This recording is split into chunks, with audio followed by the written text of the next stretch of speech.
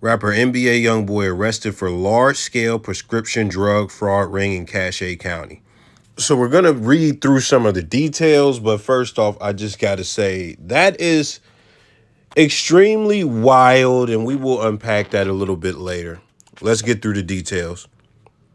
NBA YoungBoy, whose real name is Kentrell Deshaun Gaulden, was booked Tuesday and faces 63 charges, a whole 63. The alleged offenses are possession of a dangerous weapon by a restricted person, second-degree felony, 1 count. Pattern of unlawful activity, second-degree felony, 1 count. Identity fraud, third-degree felony, 20 counts. Forgery, third-degree felony, 20 counts. Procuring/attempting to procure drug prescriptions, Class A misdemeanor, 20 counts. Possession of controlled substance, Class B misdemeanor, 1 count.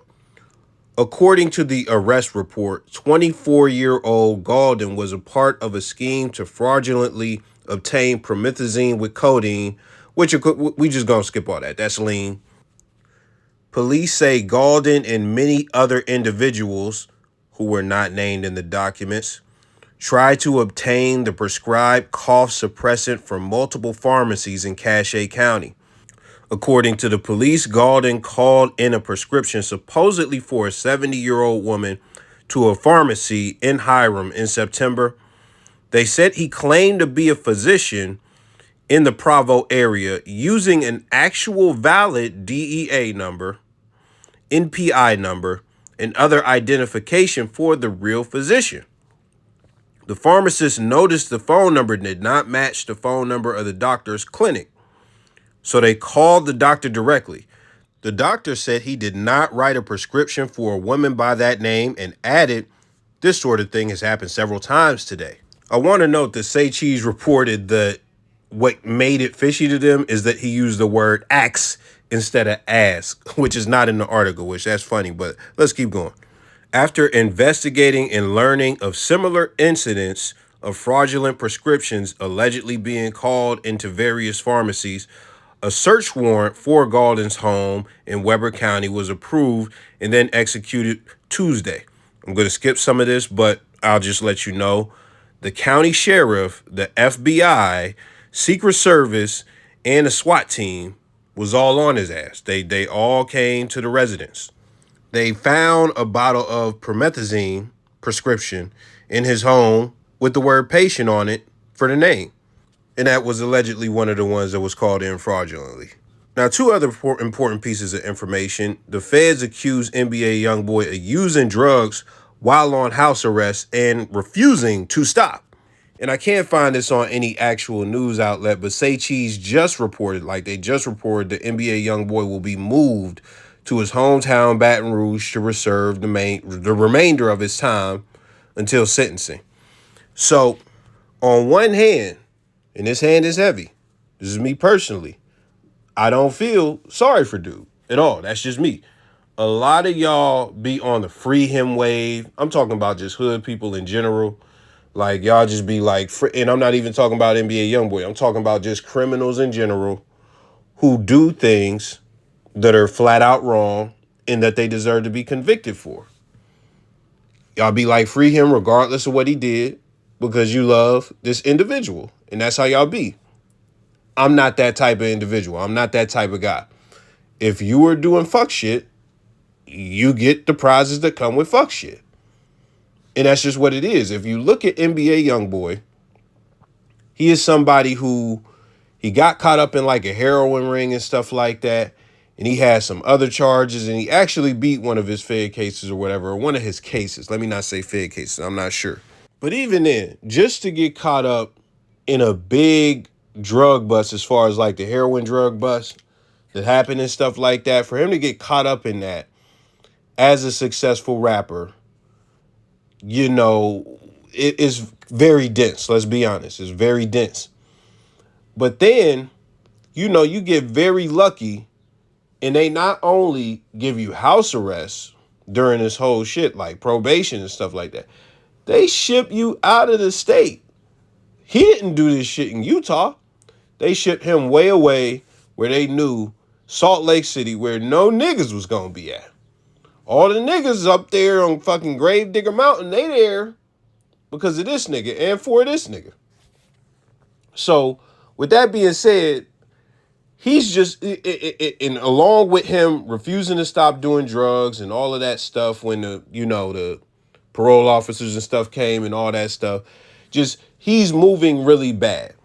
He's moving really bad, and he's moving like he doesn't care about his freedom. It's one thing for you to be like, okay, like you on house arrest and you smoking a little weed and stuff like that, and oh man, that's fucked up. They trying to throw him back in, or like how Meek popped a wheelie and they sent him back to jail. That's unfair. That is very unfair, and that's them like really trying to like put their foot on these people's necks. But when you are blatantly doing wild shit, like running a prescription drug ring, allegedly, like bruh, it looks horrible. It looks horrible. It looks like you don't give a fuck about your freedom. And furthermore, just even forget the freedom. You are not trying to get right, because the whole thing about jail is it's supposed to be rehabilitation and stuff like that. You don't give a fuck about getting right, doing right, or nothing like that. You got all this money. You in this house. You like it's a mansion. Low key, it's a real big house. In Utah. Yeah, you alone, but yeah, you could still get coochie. You not eat, bro. It's just different. It's just different. But the second thing I'm gonna say, because that's the one hand, he doesn't want to do right, and I don't feel sorry for him, and he's getting kind of what he deserves because he's doing this shit.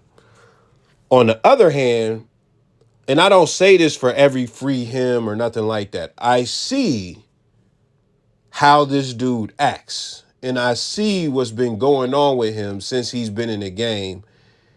And I could say a lot, but I'll just say this. I really think that he actually needs help. I think he actually has mental illness. I cannot specify what that is exactly, but something is off when you sit, like, you got to see how emotional he gets when he responds to these rappers and yells at his camera, and just even just how he talk and all that stuff. Like, it's just like, bro, like it does. And when I say how he talk, it's not the Baton Rouge accent. It's not the hood nigga shit. It's just like, bro, like if like, So with that being said, I do think that he needs some type of psychiatric, psychological help. I really do. I genuinely think that. Now, this is the thing, and I know the truth about therapy and all of that shit. This is the truth. You ready? There are people who go to therapy willingly for decades, for years, and don't fucking change for the better. They just don't. They just don't. I'm sure there are some people somewhere who have changed for the better with therapy. And I'll be honest, those are probably people with phobias and things of that. I'm not going to get too deep on y'all. But as far as people just going for like things that really are behavior based and don't really detriment them in a way that they're aware of too much, and they're just fine with how they moving type shit, like, there has to be a willingness to change,